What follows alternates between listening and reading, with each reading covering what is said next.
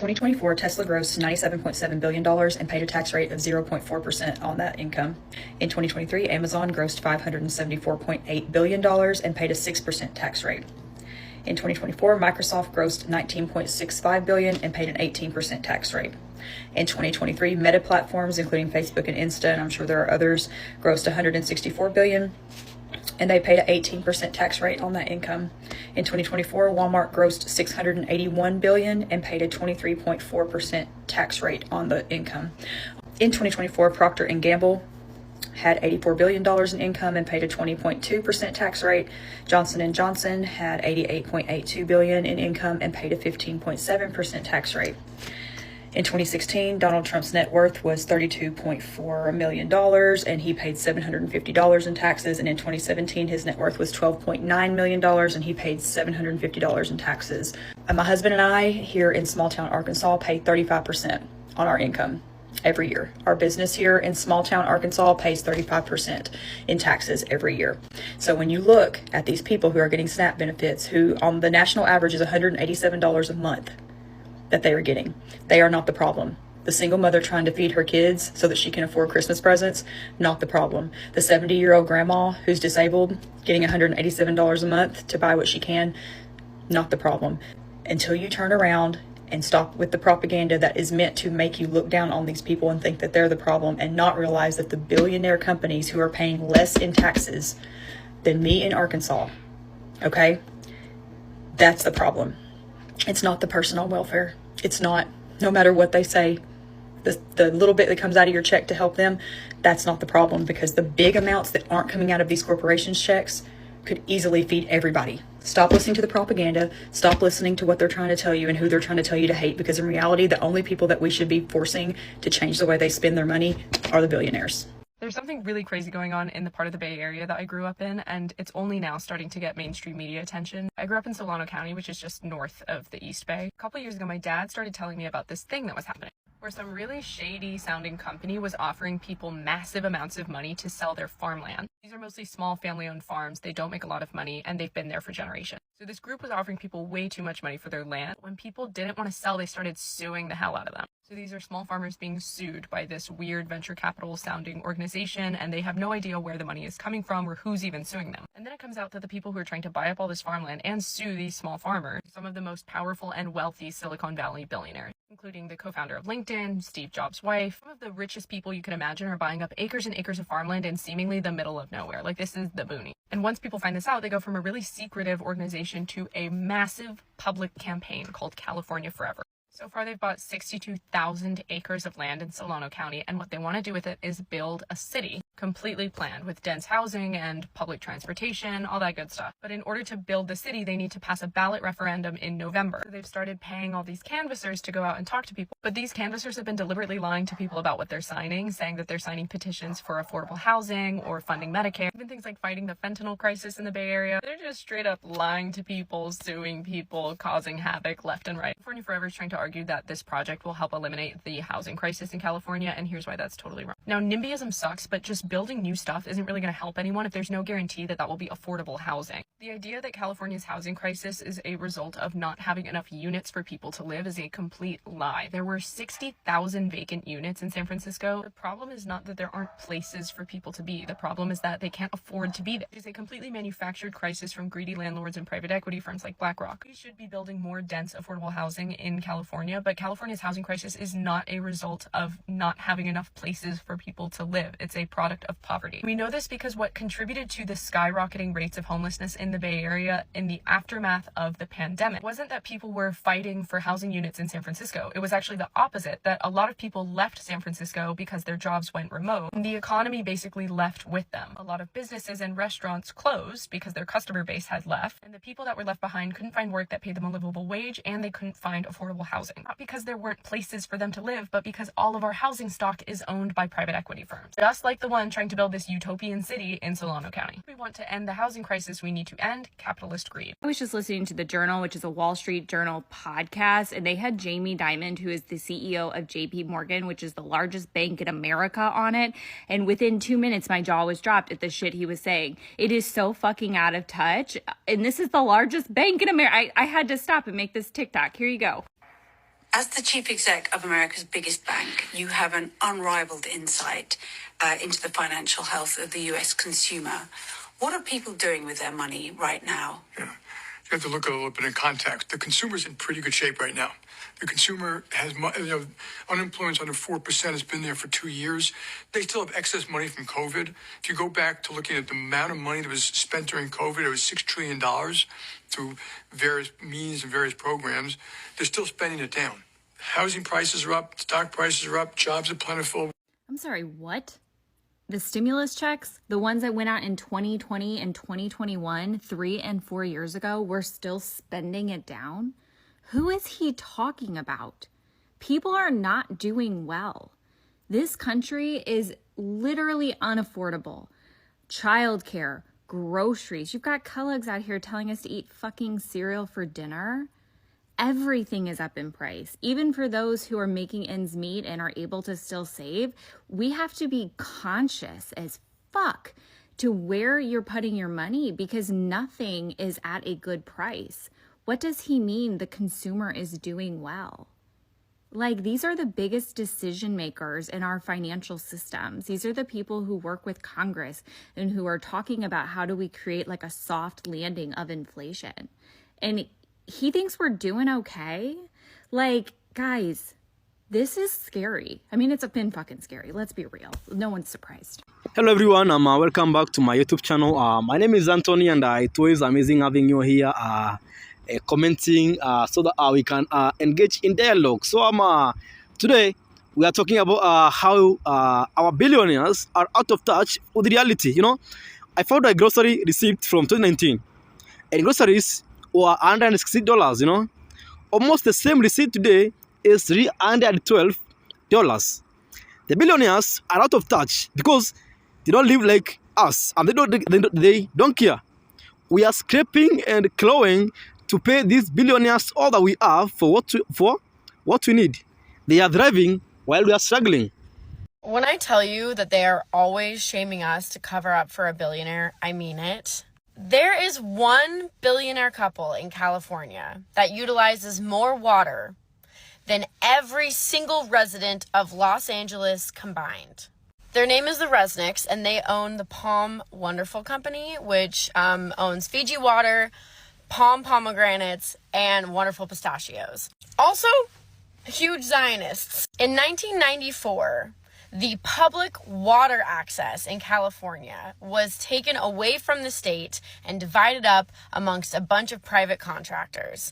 One of those private contractors was the Resnicks, and they purchased 60% of the state's fresh water resources. They own the majority of all the fresh water in the state of California. And this was really important for them because pistachios and pomegranates take a lot of water to grow.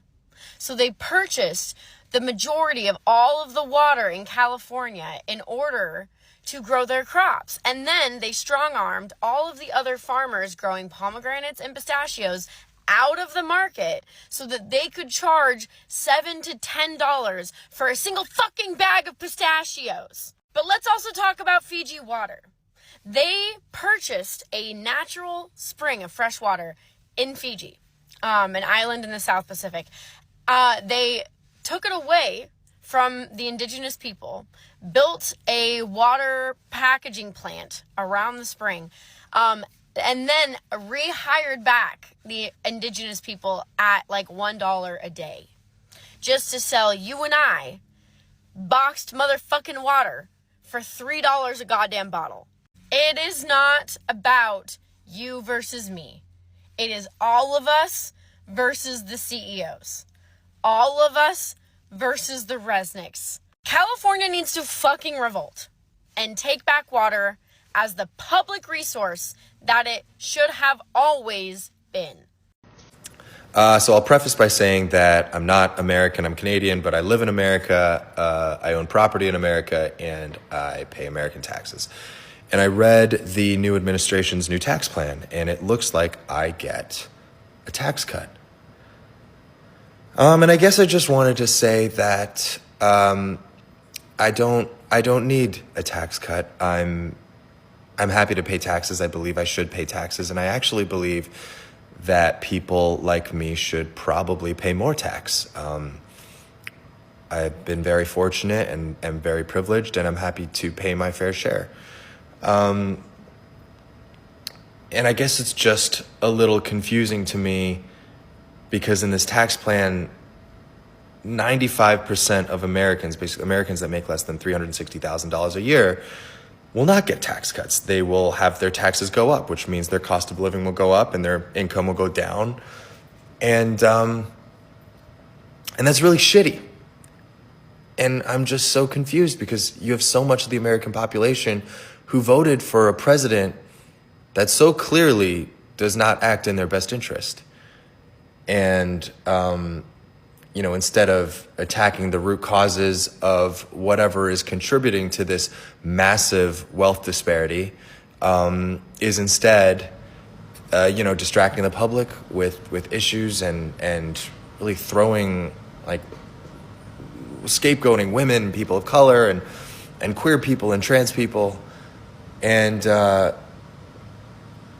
I think it's clear to me what's really happening, which is that capitalism is running rampant, and there's massive deregulation that's really allowing for the creation of these multi-billionaires who have at this point amassed so much wealth that they can buy media companies and very easily influence, politics and policy and, change the course of elections. And I guess it's all just a little bit scary to me in a very roundabout way of saying that I don't need tax cuts and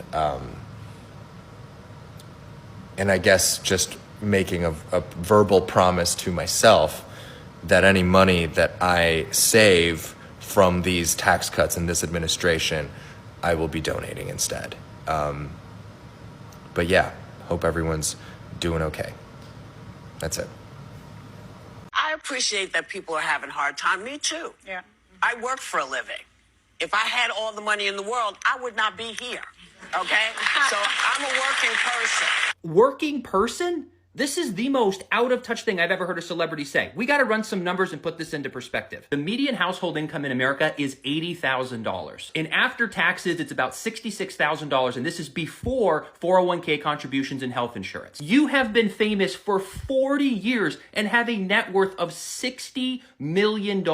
And on top of that, you make $8 million a year. And even though you're paying an insane amount of taxes, you're still taking home $3.8 million a year. That is $73,000 a week take home pay. You, Whoopi Goldberg, by yourself, make more money per week than the average American family makes a year.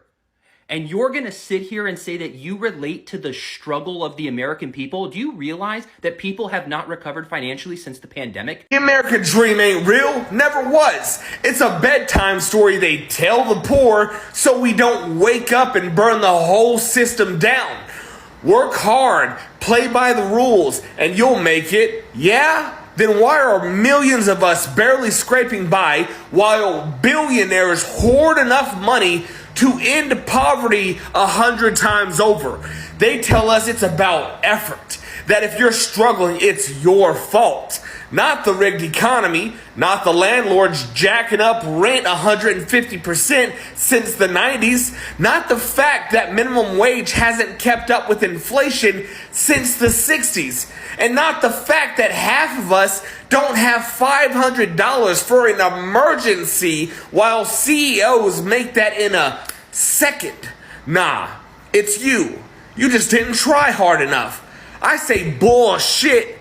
They say go to college, but a degree don't mean nothing when you're drowning in debt you'll never pay off. Student loans in this country total $1.7 trillion. And who profits? The same banks that needed bailouts while we all lost our homes in '08. The same politicians that send their kids to Ivy League schools with no debt, no struggle, and no worries. It was never about giving us a future. It was about trapping us. They say, buy a house. With what? Wages ain't moved in decades. Rent so high, can't even save. The average home price is 5 times what it was in the 80s, and they want to tell us it's just inflation? No, it's greed. It's billionaires and banks buying up homes, turning neighborhoods into playgrounds for the rich, pushing working people into the dirt. They say just get a good job. Where? Factory jobs are all gone. Retail jobs can barely pay rent. Healthcare costs can wipe out your whole life savings overnight. They say the economy is booming. But for who? Because it ain't the single mom working 2 jobs just to keep the lights on. It ain't the guy breaking his back in a warehouse with no benefits. And it sure as hell ain't the millions working harder than ever just to stay broke. And then they tell us, well, at least you have freedom. Freedom to what? To die because we can't afford insulin? To work ourselves to death while billionaires ride rockets to space? To choose between rent and food? That ain't freedom. That's a death sentence. The truth is, the American dream is a leash, a scam, a fantasy to keep us obedient, to keep us blaming ourselves instead of the real enemy, the ones who rigged the game in the first place, and they will keep us chasing that lie until the day we die, unless we finally say enough. We don't need to work harder. We don't need to suffer more. We need to take back what's ours. We built this country. We keep it running, and we're the ones struggling? Nah, not anymore. The dream is dead. Time to build something real. We make the most money we ever did in our lives because they told us to pull bootstraps. So we did. And we still can't make ends barely meet. Everything keeps going up. The goalpost for a livable wage keeps rising because some of the basic necessities like food and housing are substantially increasing in price. Our billionaire class is genuinely so much more shit than the Gilded Era billionaires. The only thing that they're doing somewhat similarly well is throwing ridiculous parties that make us want to Marie Antoinette them. Like, that's the only similarity. These are our current day Rockefeller, Vanderbilt, and their industry is mostly music and entertainment, which is fine. But where is the massive philanthropic lasting legacy? They used to do real things. They used to build monuments that lasted in the city, that added to our collective experience. The Vanderbilts built Grand Central Station. And it obviously wasn't out of the kindness of their hearts. It was to make a statement about their wealth and to then support their industry. Like, this was for railroad shipping, that sort of stuff, for the railway magnate Vanderbilts. But they knew it was going to be opulent, and they knew it was going to be a testament to their lasting legacy here. And so they made it so fucking cool and beautiful and put all that grandeur and effort into this. And it provided back to the city that they were in, to the country. What are our billionaires doing? They're ruining the earth, which all of them are doing. But there's no lasting pieces. They throw little parties for themselves, and they donate, for sure. Taylor Swift donating heavily to food banks, things like that. But there's no big legacy pieces that help the global collective. That these structural things, and do not mention Trump to me. He puts his name on something, and he's not even a billionaire, but he puts his name on something that's already built and pretends like that's the thing. None of this happening anymore. And they have enough money and they have enough means to do this stuff, other than just building more businesses. And that's all that they do. They put out new records, they build new businesses to sell to you, like Kai with Kylie Jenner and Skin with Kim Kardashians, and there's no legacy pieces. The only billionaires currently that I can really think of that do this truly well is Mike Bloomberg with Bloomberg Philanthropies. He is everywhere. Every time I research something climate related, they are a major strategic funder. And I actually had to go to this building after I was at an event at the New York Historical Society, and Mike Bloomberg was there, and then I had to do something afterwards. And I did not know how rich he was, and I had to go to this building, and I walked in the foyer, and I was like, immediately, how many billions does this man have? Because it was one of the fanciest fucking places I've ever been in my life. But he's everywhere. And this absolute gorgeous creature, Dolly Parton, matching in our cowboys. But she is a billionaire. I mean, she might even actually not be a billionaire because she gives so much of her money away. But this is a lasting legacy piece. With her imagination library, this is going to transcend her lifetime and have so much public good, just like Grand Central Station, that this will be around forever and helping people forever. But I really can't think of, maybe the Gates Foundation, but like no one is doing it in our billionaire class like the Gilded Age did, where they understood that they had so much fucking money that they could literally build up the country in their name and influence it in their name. And our billionaires just are not doing that. They're like dabbling here and there. They're sort of swaying politics a bit, but they are not building and executing like they used to. And if you have all of the money than almost anyone else in the world, why would you not be doing that? And why would you not just giving back, but giving back in such a large structural way that will last the test of time and help out society at the same time? Why? Why are they not doing this? Billionaires don't wake up at 5 a.m. Bus drivers, teachers, nurses, service workers, etc. wake up at 5 a.m.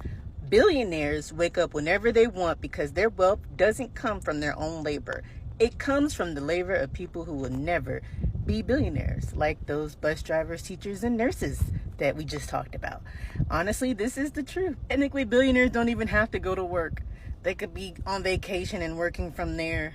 They could be on the golf course doing whatever they want, freedom for themselves, because most of them inherited their wealth, and the rest of us, they just take advantage of us and pay us pennies to do very hard work, and we just have to take it. And most of us have to work more than one job just to make it out here. And you know what I mean? The struggle is real and it sucks and it's not fair. I don't get it. I don't understand how lopsided this civilization can be. Like, they need to start paying people a livable wage. Like, it's just getting ridiculous at this point. When are they going to understand that one of these days people are going to start to rise up? So bunkers, right? Billionaires going in bunkers. They're building them in Kansas, in South Dakota, in Texas, even down in New Zealand, marketed as politically stable, and in Switzerland, in the mountains.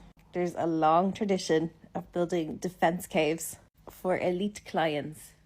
That's where all the bankers are. They've tried to privatize their survival. It is a historical echo of a feudal castle.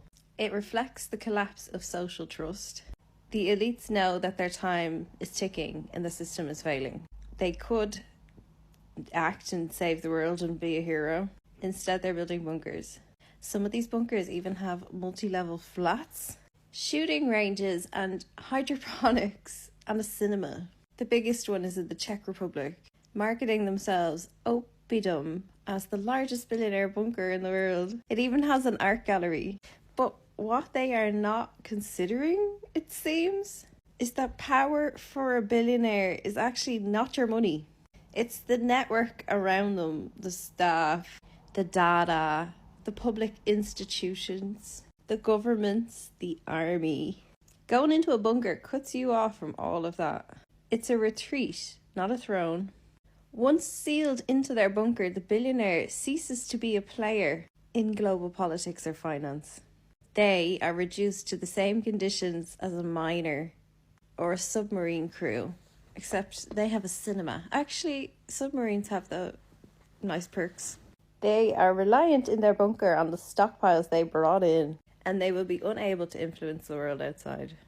Even the most advanced bunkers can only support life for a couple of years. Decades max. Your food will run out, your medicine will run out, and they still rely on external supply chains. All of these bunkers have been designed with one key fallibility. They are dependent on being staffed. All of these designs assume that hired staff will still serve these billionaires in their bunkers. But many staff will just walk away, rebel, or worse, give us the keys. Who's going into the bunker with you? You've no power anymore. Why would I do that? Outside is socialism. Who's going to work for you in that bunker? Their leverage vanishes. They have no more access to the police or the courts or the army. A bunker lord is just another mouth to feed. And the world moves on. You've buried yourself alive. You can stay down there. If you try to emerge, you get shot in the face. A new government will immediately rise and ecosystems will shift. A billionaire now risks re-emerging. Their fortune is gone. The money, the currency it was in, doesn't exist. Their companies have been nationalized and new rulers are in charge. And bounty hunters are looking for the bunkers. The bunker is being marketed to the billionaires, but it's nothing more than their own tombs, disguised as palaces. They're entombing themselves like an old Egyptian pharaoh, surrounded by their favorite trinkets, but as soon as you go in, you abandon your power. In critical theory, this would be classed as the ultimate privatization of risk. Instead of building collective resilience for what's ahead, they're building solitary man caves. But those caves are not the center of command. It's less of an actual solution to protect them and more of a psychological coping mechanism that's being exploited by the people who build bunkers. It's a hedge against their real fear, but it's a move that will sever them from the very structures that made them powerful. In 1780s France, many nobles withdrew into their rural castles, convinced the big walled estates would protect their titles. But when the revolution came, their distance made them irrelevant. Their political influence collapsed, and many returned only to face either confiscation or the guillotine. The strategy of retreating has always left power vacuums that just create new blocks. You're so easily replaced no matter how many billions and billions of dollars you have. If you try to retreat into a bunker, you are immediately cut off from all structures of power. Same in Russia when the Bolsheviks came. The aristocrats fled to their country manors, and they were starved out and executed. And they were totally rendered irrelevant to Russian society. Some of them went to Paris and Berlin and started calling themselves the real Russia. They never went back to Russia. Russia moved on. Hitler went into a bunker. What did he do in there? Did he come out? No, he killed himself. His proclamations became meaningless and his bunker became a tomb. Everyone in America is going on about that let them theory at the moment, and I think bunkers is a good example of let them. Let them isolate their power blocks. Remember that even the most advanced bunker relies on external supply chains. Once they go underground, they self-neutralize. You can find the bunkers. Local planning and zoning maps already show the geography of terrain and what's being built. For example, Survival Condo in Kansas, United States, is a developer that markets units. Vios X Point is a developer in South Dakota using the Black Hills Army Depot. In the Czech Republic, I can't pronounce this, it's near here. But this is publicly available. We don't have to do anything, just wait outside. Hundreds of Cold War defense bunkers are already catalogued by Britannia. It literally is in heritage documentation. Another one is Rising S Company, a Texas manufacturer, marketing modular underground shelters at scale. They have a whole marketing catalogue. Capitalism will eat itself. To sell a bunker to a billionaire, you must first zone it and promote it. Ergo, paper trail. You don't have to get them out of their bunker. You just have to stop the supply going in. So thank you everyone for watching this video to the end. It's always amazing having you here, and always ensure that you comment so we can engage in dialogue and maybe sometimes find solution to the problems affecting us. What I usually say about these billionaires being out of touch, the same goes with celebrities.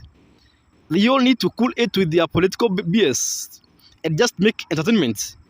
They are so out of touch. The struggle is very real. Don't forget about Oprah saying she picks her own avocados from orchard because they are too expensive in the store. We are not an exception. For example, in Norway, there is so much fresh water than ever can be consumed. Yet, they are controlled by some companies for almost no logical reason. Why? We are nothing but chickens in a big barn wherever you are. Elon Musk did a similar thing in Germany for his gigafactory, which was built in a water reserve. People around there are being rationed on water while he pays to get whatever water he needs. Everything vital for everyone, they can buy it.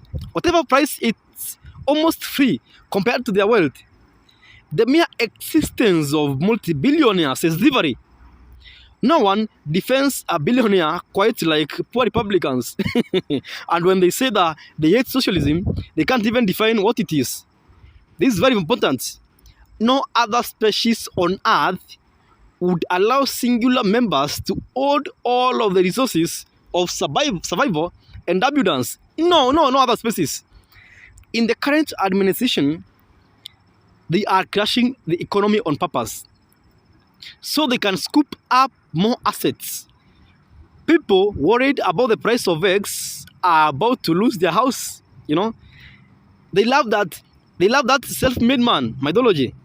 They were born on that base, but still want credit for hitting a home run.